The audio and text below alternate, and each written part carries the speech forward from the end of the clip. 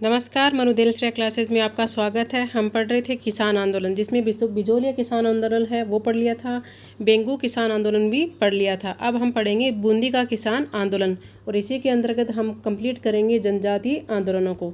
तो देखते हैं बूंदी किसान आंदोलन। इसके नेता थे पंडित नैनूराम शर्मा।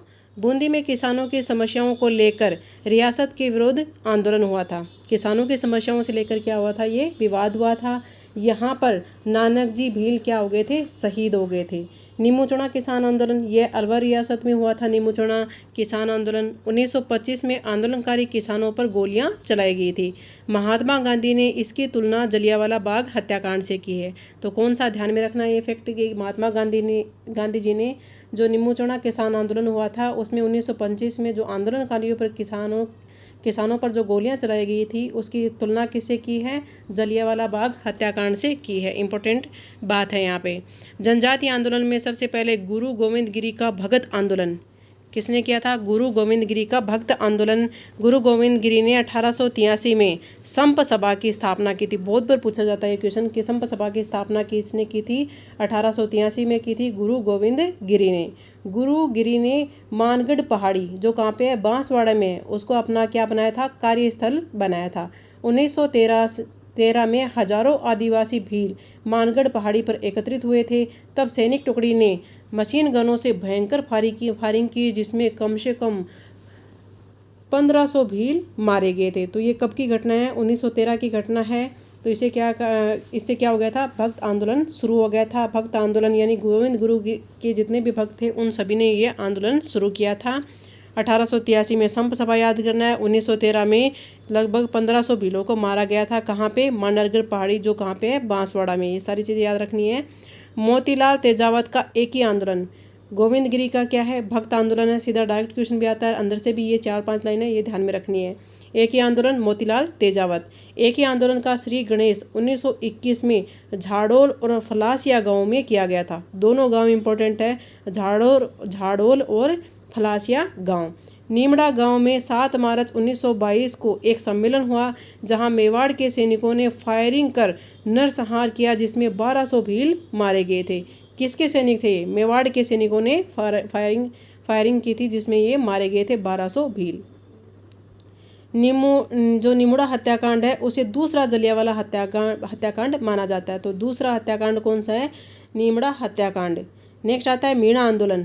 सन 1924 के क्रिमिनल टाइप्स एक्ट तथा जयपुर राज्य के जरायम पेशा कानून, ये ध्यान में रखना है, पेशा कानून, जरायम पेशा कानून, जिसमें जो मीणा थे उनको जाके अपनी हाजिरी देनी पड़ती थी पुलिस के अंदर, उसे कहते हैं जरायम पेशा कानून। 1923 के तहत इनमें जरायम पेशा मानकर सभी स्त्री पुरुषों को रोजाना थाने पर उपस्थिति देने के लिए पाबंद किया जाता था। तो ये ध्यान में रखना है।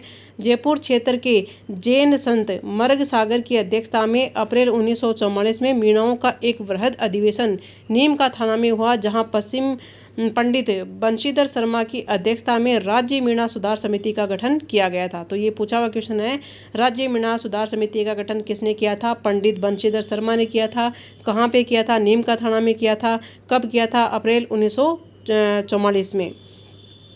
जुलाई 1946 में सरकार ने स्त्रियों व बच्चों को पुलिस में उपस्थिति देने से मुक्त कर दिया था। देखो 1944 में संगठन बन रहा है और 46 में इसको मुक्ति मिली है। सन 1952 में यह जयराम पेशा संबंधित काला कानून रद्द हुआ। ये जयराम पेशा कानून था, ये 1952 में रद्द हो गया था। 1944 में घटना ही आपको याद रखना है, 46 में स्त्री और बच्चों को, फिर 1952 में पूर्णतः से इसको रद्द कर दिया गया था।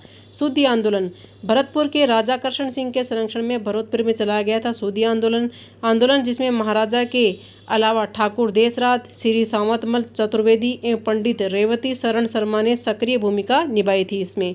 सन 1928 में महाराजा कृष्ण सिंह को राजगद्दी से पृथक कर डंकन मैगजी नामक एक अंग्रेज अफसर को राज्य का प्रशासक बना दिया गया था। तो ये सूदी आंदोलन के बारे में थोड़ी सी बात है, ज़्यादा पूछा नहीं जाता इससे, इसलिए थोड़ा सा ध्यान में रख लेना। रास्तापाल कांड है वो डूंगरपुर के रास्तापाल ग्राम की पाठशाला में 19 जून 1947 को श्री नाना भाई की पाठशाला की चाबी उन्हें सौंपे जाने पर मौत के घाट उतार दी गई थी।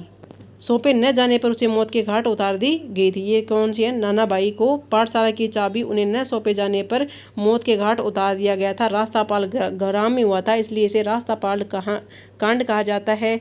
पाठशाला के अध्यापक श्री सेंगाभाई को ट्रक से बांधकर घसीटने लगे, तब भील बालिका कालीबाई के द्वारा अपने इस अध्यापक की रस्सी को काटकर मुक्त कराए जाने पर उस भील बालिका को गोलियों से छल्ली कर दिया गया था।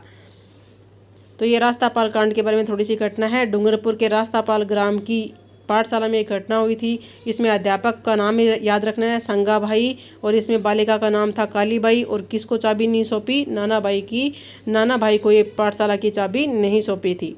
स्वामी दयानंद सरस्वती आर्य समाज के संस्थापक, सत्यार्थ प्रकाश के रचयिता स्वामी जी ने राजस्थान की रियासतों की जनता की सामाजिक, धार्मिक और राजनीतिक जागृति में महती योगदान दिया था। तो ध्यान में रखना है, सामाजिक, धार्मिक और राजनीतिक जागृति की महती योगदान किसने दिया था? स्वामी दयानंद सरस्वती ने। कौन सा समाज बनाया?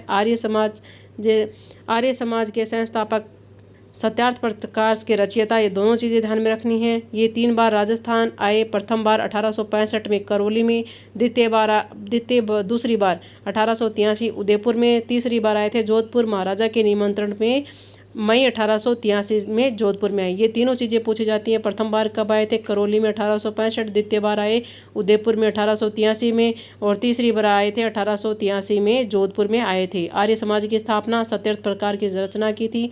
फिर बाद में आगे जो प्रमुख व्यक्तित्व हैं उसमें भी इनके बारे में मैं आगे बताऊंगी, शॉर्ट में ही है, इतने याद रखने हैं। अजमेर में 30 अक्टूबर 1883 को इनकी मृत्यु हो गई थी। सत्यार्थ प्रकाश का अधिकांश भाग इन्होंने कहाँ लिखा था? तो उदयपुर में ही लिखा था। ये सारी चीज़ें ध्यान में रखनी है। 1883 में कहाँ पे मृत्यु हुई है? अजमेर में हुई है। 30 अक्टूबर 1883 को मृत्यु हो गई। अब हम पढ़ेंगे प्रजामंडल आंदोलन अपने नेक्स्ट वीडियो में। Okay, thank you for watching my video.